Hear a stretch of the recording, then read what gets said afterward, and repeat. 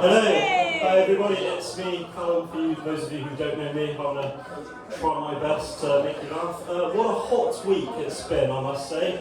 Heatwaves are probably the only time of year where unlicensed lemonade stands run by children make more money than drug dealers. And the greedy bastards pocket it all. At least drug dealers do tax returns or at least try money laundering. Like most of the children can't even spell placement layering or integration. I've never seen a kid running a lemonade stand who's also registered food safe with the council. They're all crooks, the lot. It's just poor business practice.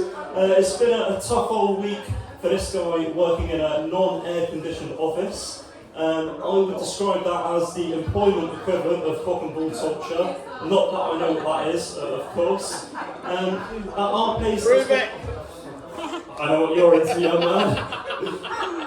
At our place, it's become a bit of a turf war. 2 fans between 10 people. You think, okay, one fan for 5 people. Try telling that to the 2 people who run HR. Like, fair play to them. Who am I going to complain to?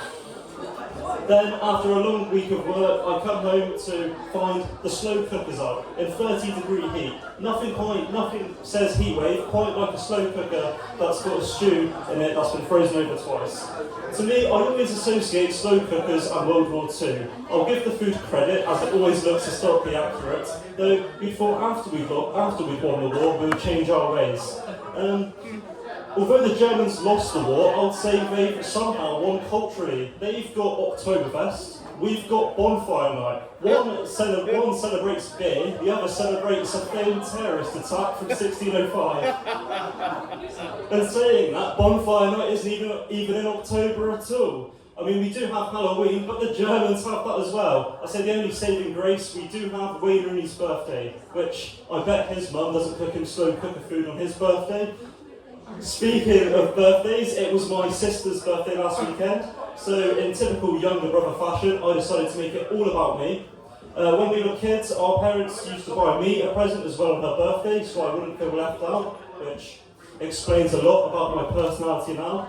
Now, as I've got older, that has stopped happening, which makes me think, if we lost the war, who knows, I might still get a gift on my sister's birthday. So my sister, she's 3 years older than me. That's 3 extra years of presents from my mum and 3 extra years of financial investment from my parents. Meanwhile, I'm being told we all need to have the same size of cake because it's fair. I'm trying to make up for lost time here. She's turned 25 this year. To me, that's quite a big birthday, of course, of 100. I don't think she appreciated how I kept phrasing it like that and making her aware of her age. However, a small positive, we got to reuse the candles for my mum's 52nd.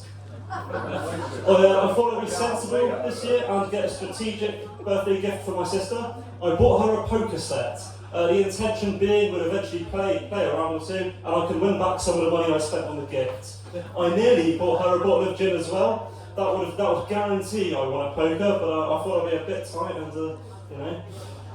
we did a birthday pub crawl out in my hometown in Launceston. That's exactly as bad as it sounds. We had a group of 10 of us, which sounds great on paper, until you realise we were doing rounds and you get to realise who your true friends are.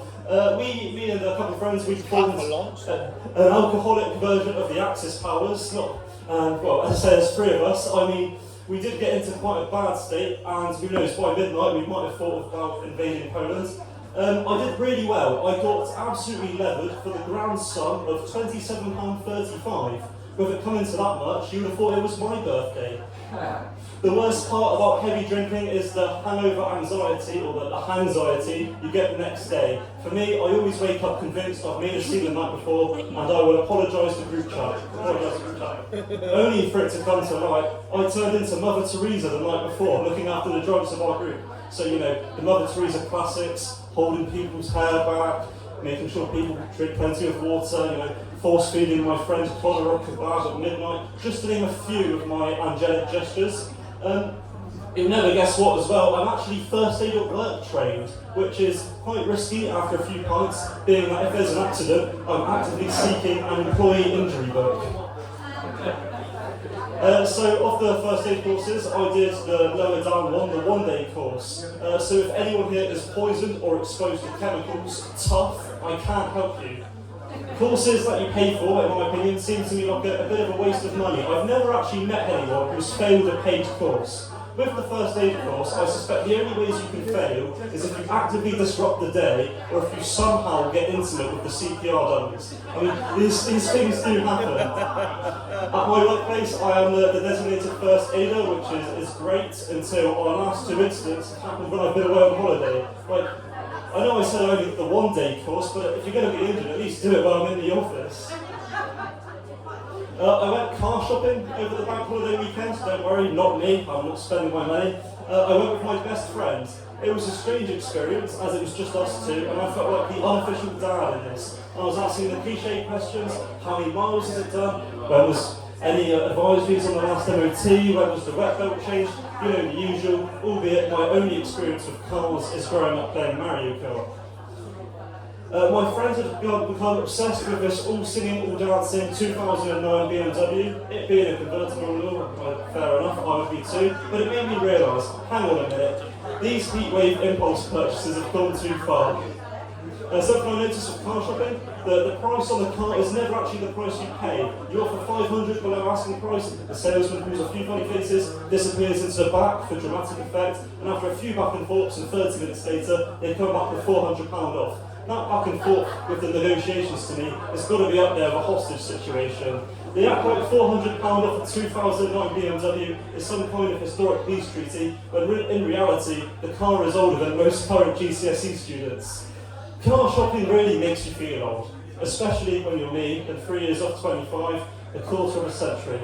I still believe you all and make you feel really old. I've been Callum Hill. Under no circumstances tonight am I doing first aid, so please take it easy and have a good rest of your night.